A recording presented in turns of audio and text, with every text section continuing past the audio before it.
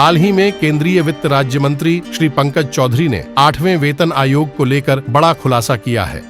राज्य मंत्री ने राज्यसभा में कहा है कि सरकार के पास फिलहाल नए वेतन आयोग के गठन का कोई प्रस्ताव विचाराधीन नहीं है। दरअसल राज्यसभा में सांसद रामनाथ ठाकुर ने वित्त मंत्री से सवाल किया था कि 7वें वेतन आयोग के पैरा 1.22 पर विचार न करने और उसे अनुमोदित नहीं किए जाने की क्या वजहें फाइलों में दर्ज की गई हैं।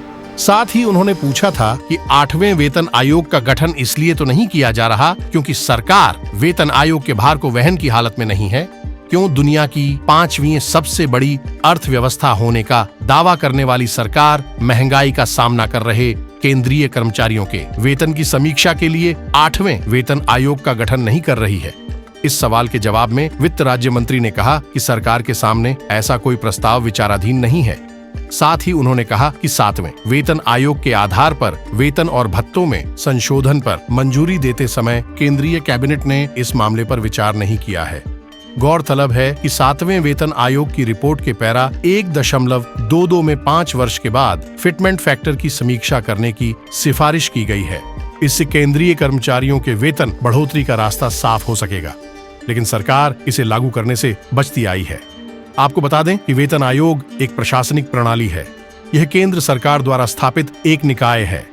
वेतन आयोग की संरचना वित्त मंत्रालय के व्यय विभाग के अंतर्गत आती है। सरकार द्वारा इसे हर 10 साल में गठित किया जाता है। इसका कार्य कर्मचारियों के वेतन ढांचे में बदलाव की समीक्षा और सिफारिश करना होता है। इसमें सरकारी कर्मचारियों के लिए वेतन, भत्ते, बोनस और अन्य लाभ तथा सुविधाएं शामिल हैं।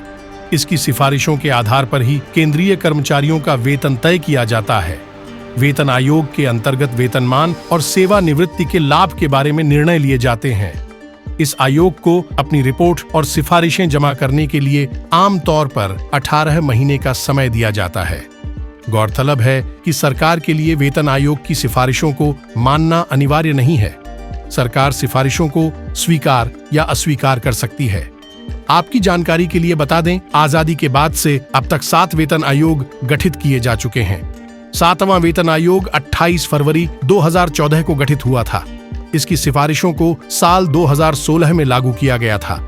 भारत में पहले वेतन आयोग का गठन साल 1946 में हुआ था। इसका मुख्य काम सामान्य कर्मचारियों के वेतनमान की जांच और अन्य वेतन की अनुशंसा करना था। इसे श्रीनिवास वरादाचार्य की अध्यक्षता में गठित किया गया था। इस आयोग में 9 सदस्य थे। वहीं दूसरे वेतन आयोग में एक सैन्य सदस्य सहित 6 सदस्य थे, जबकि तीसरे और चौथे आयोग में 5 सदस्य थे, लेकिन कोई सैन्य सदस्य नहीं था। 1946 में गठित पहले वेतन आयोग में चतुर्थ श्रेणी के कर्मचारी का मूल वेतन 30 रुपए और तृतीय श्रेणी के कर्मचारी का मूल वेतन 60 रुपए निर्धारित किया गया था। वहीं इसके द्वारा न्यूनतम आय को 55 रुपये प्रति माह और अधिकतम आय को 2000 रुपये प्रति माह तय किया गया था। उम्मीद है आपको यह जानकारी अच्छी लगी होगी। इस पर आप अपनी प्रतिक्रिया कमेंट के माध्यम से बता सकते हैं। साथ ही आप वीडियो को लाइक और चैनल को सब्सक्राइब जरूर करें। इससे हमें और अच्छा करने की प्रेरणा मिलेगी।